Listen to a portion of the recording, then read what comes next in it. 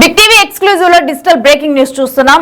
భర్త పట్టించుకోవటం లేదని ఓ వివాహిత ధర్నాకు దిగిన ఘటన హైదరాబాద్ లో చోటు చేసుకుంది. అయితే హైదరాబాద్ సురారంలో ఓ వివాహిత తన భర్త తనను పట్టించుకోవటం లేదని చెప్పి కూడా ప్రెసెంట్ ధర్నాకు దిగింది. అయితే 2023లో శ్రీరమ్య శ్రీతేజ్ కు వివాహమైంది. అయితే అబార్షన్ చేయించుకోవాలంటూ రమ్యకు ఒత్తిళ్లు వచ్చాయి తన భర్త నుంచి. తర్వాత తన కాన్పు కోసం పుట్టింటికి వెళ్ళింది. అయితే పుట్టింటికి వెళ్ళిన తర్వాత భార్యపై కోపంతోనైతే కనీసం బాబును చుట్టానికి కూడా శ్రీతేజ్ వెళ్ళలేదు. అయితే ఆ తర్వాత విడాకుల నోటీస్ కూడా పంపించారు భర్త. ప్రెసెంట్ న్యాయం చేయాలంటూ కూడా భర్త ఇంటి ముందు భార్య ఆందోళనకు దిగింది.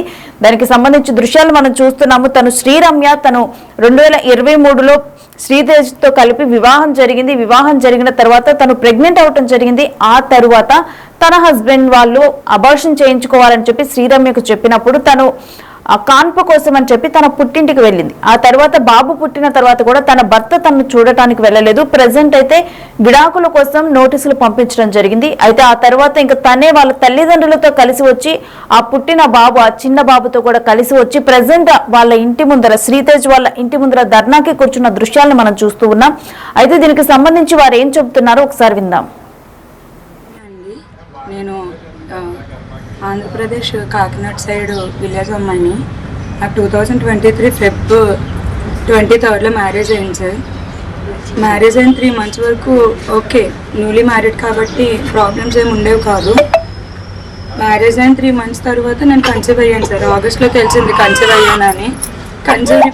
కన్సీవ్ రిపోర్ట్ వచ్చిన కాడి నుంచి అబార్షన్ చేయించేసుకోమని without my parents permission and my permission also ఒక 3-4 అటెంప్ట్స్ అయితే అబార్షన్కి చేశారు సార్. అబార్షన్కి తీసుకెళ్ళి అబార్షన్ చేయమంటే మేడం పాప చిన్న ఏజ్ కాదు కదా, ఇప్పుడు అంత రిస్క్ అని మేడం చెప్పి ఆలోచించుకోమని వెనక్కి పంపిస్తారు. ఈలోపు మా పేరెంట్స్కి ఇన్ఫార్మ్ చేసుకుంటే వాళ్ళు వచ్చి కూర్చుని పెద్దలేదో మాట్లాడారు సార్. మాట్లాడినప్పుడు కూడా చిల్లర రీజన్స్ చెప్తున్నారు సార్. మీ అమ్మాయి 60% స్టూడెంట్, విలేజ్ స్టూడెంట్, మేము మా స్థాయికి సంబంధం కాదు, మేము మా మిస్టేక్ చేసేసుకున్నాం, మీ అమ్మాయి మాకు నచ్చలేదు, ఒక 3-4 years మేము అబ్జర్వ్ చేశాక పిల్లల్ని కంటాం, మా ఇంటి పేరు వస్తుంది, మా బ్లడ్ వస్తుంది, మాకు ఏం ప్రాబ్లం, మీకేంది, ప్రెగ్నెన్సీ ఉంచుకుంటే డివోర్స్ దాకా వెళ్తాము అని ఈ రేంజ్లో మాట్లాడారు సార్. నాకేంటంటే వాళ్ళ మాట నమ్మకి ఏం చేసుకుంటే రేపు నిజంగా బేబీని వదిలేసిన తర్వాత కాదంటే నెక్స్ట్ నా సిచ్యువేషన్ ఏంది అన్న ఫియర్తో నేను తీపించుకోలేదు.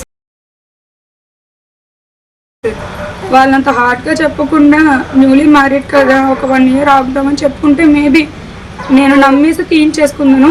బట్ వాళ్ళు ఉన్నట్టుగా ర్యాష్గా చెప్పడంతో నాకు భయం వేసేసి తీపించుకోలేదు. నీ కర్మ ఉంచుకో అన్నట్టుగా వదిలేశారు. నేను ఎవరు పట్టించుకోలేదు.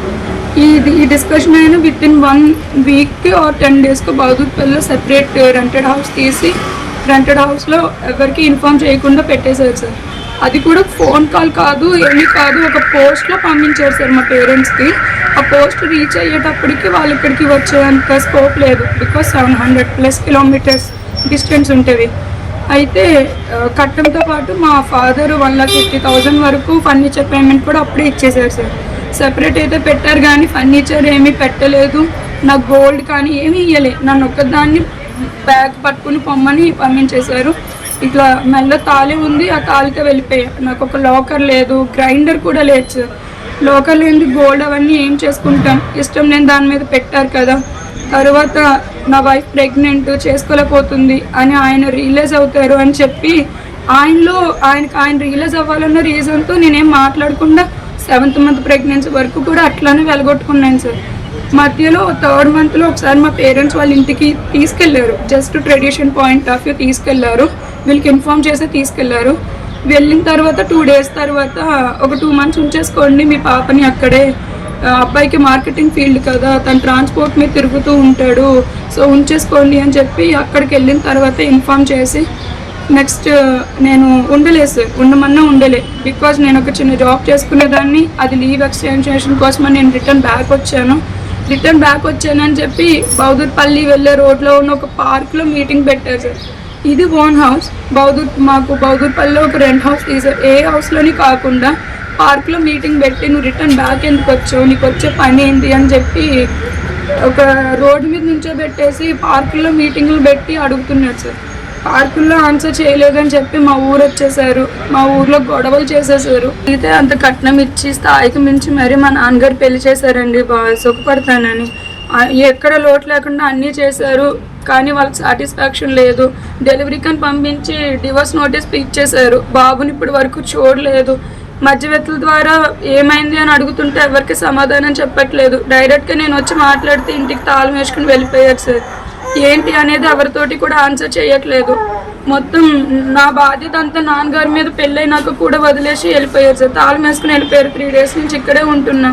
నాకు నా బిడ్డకి 9 months నుంచి మా ఫాదర్ నీడ్ అయిపోయారు. ఇప్పటికి కూడా ఆయన ఏమీ మాట్లాడట్లేదు. రీజన్ ఏంటో తెలియదు. డెలివరీకి పంపేదాకా మంచిగానే ఉన్నారు. డెలివరీకి పంపిన తర్వాత ఇట్లా అయిపోయింది సార్. ప్రెగ్నెన్సీ వద్దని అయితే మాత్రం చాలా టార్చర్ చేశారు. బేబీ పుట్టాక చేంజ్ అవుతారు అనుకున్నా, అవ్వలేదు. నోటీస్ పంపించి ఇప్పుడు వెనక్కి రాకూడదు, కోర్టులో తేల్చుకుందామని చెప్తున్నారు సార్. కోర్టు రిజల్ట్ ఇచ్చేదాకా నేను నా బిడ్డ ఎట్లా ఉండేది, ఎక్కడ ఉండేది, ఏమీ ఆన్సర్ చేయట్లేదు. ప్రతిదానికి కోర్టే ఆన్సర్ అంటున్నారు. మరి నాకు అప్పుడు దాకా ఏంటో మరి న్యాయం ఎట్లా జరుగుతుందో చూడండి సార్. మరి నాకు నా బిడ్డకి న్యాయం కావాలి సార్. 9 months baby. ఇప్పటి వరకు ఫాదర్ ఎట్లా ఉంటాడో కూడా తెలియదు. ఇప్పటి వరకు పేరెంట్స్ సింగిల్ పేరెంట్ కింద పెట్టుకున్నా. బారసాల, అన్నప్రాసన అన్ని సింగిల్గా ఒక దాన్ని చేసుకున్నాను సార్. యాజ్ ఏ ఫాదర్గా ఇప్పటి వరకు ఆయన రెస్పాన్సిబిలిటీ క్లియర్ చేయలేదు. ఇప్పటికైనా తెలుసుకుంటారేమో గుమ్మంలోకి వచ్చాను. బయటకు తోసేసి లాక్ వేసుకుని వెళ్ళిపోయారు. 3 days నుంచి ఇక్కడే ఉంటున్నానని ఆయనకి తెలుసు. బట్ ఆయన రావట్లేదు. నాకు నా బిడ్డకి న్యాయం చేయండి సార్. ఈ పసిబిడ్డను వేసుకుని ఎట్లా సార్ నేను వెళ్ళేది? నాకు మినిమం నీడ్స్, మినిమం థింగ్స్ కూడా లేకుండా డెలివరీ పంపించారు. ఇట్లా అవుతుందని తెలియక నేను మినిమం క్లోత్స్తో వెళ్ళి మినిమంగానే ఉండిపోయాను సార్. సో బాబు నాకు ఏమీ లేదు. నాకు ఎట్లా అవుతుందో చూడండి సార్. నా ఫైటింగ్ నేను చేశాను. నాకు ఇంకా సెకండ్ ఛాన్స్ లేక నేను మీడియా దాకా రావాల్సి వచ్చింది. సో ఇది నాకు లాస్ట్ స్టెప్ సార్. ఇంక అన్నీ నా సైడ్ నుంచి నా అటెంప్ట్స్ అన్నీ అయిపోయినాయి. దేనికి ఆయన ఆన్సర్ చేయట్లేదు. మీ ద్వారా అయినా సరే నాకు నా బిడ్డకి ఒక న్యాయం జరుగుతుందని మీ దగ్గర దాకా వచ్చా. సో చూడండి సార్ నాకు ఏం చేస్తారు అనేది. సో ప్రెసెంట్ అయితే శ్రీరమ్య అయితే ధర్నాకు దిగింది. అంటే తన బిడ్డకి తనకు న్యాయం చేయాలని చెప్పి గత 9 నెలలుగా బాబు పుట్టి 9 నెలలైనా కానీ ఇప్పటి వరకు ఏ కార్యక్రమాలు అయితే ఉంటాయో ఆ కార్యక్రమాలను నేను మాత్రమే సింగిల్ పేరెంట్ గా నిర్వహించానని చెప్పి కారణం ఏమనేది తెలియదు. కానీ నా భర్త కారణం ఏంటనేది శ్రీతేజ్ తెలియజేయటం లేదు.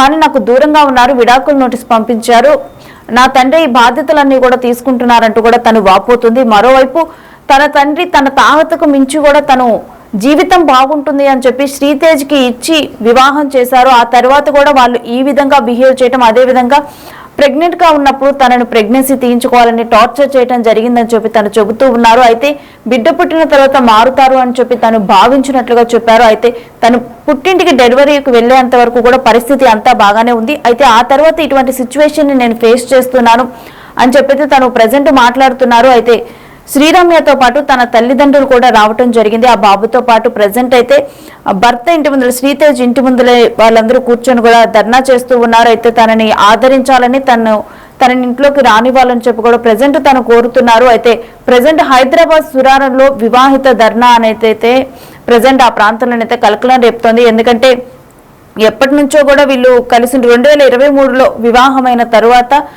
అంతా మంచిగానే ఉండి కేవలం ప్రెగ్నెన్సీ వచ్చిన టైంలో నువ్వు నా అర్హతకు తగిన దానివి కాదు అంటూ కూడా వాళ్ళు మాట్లాడారని చెప్పి కూడా వీటన్ని ఇన్సిడెంట్ల తర్వాత ఈ విధమైన ఘటనలు చోటు చేసుకుంటున్నాయంటూ కూడా తను వివాహిత శ్రీరమ్య అయితే ప్రజెంట్ చెబుతూ ఉంది. అయితే శ్రీతేజ్ తనని తన బిడ్డనైతే దగ్గరికి తీసుకోవాలని చెప్పి కూడా ప్రజెంట్ తను కోరుతూ ఉన్నారు.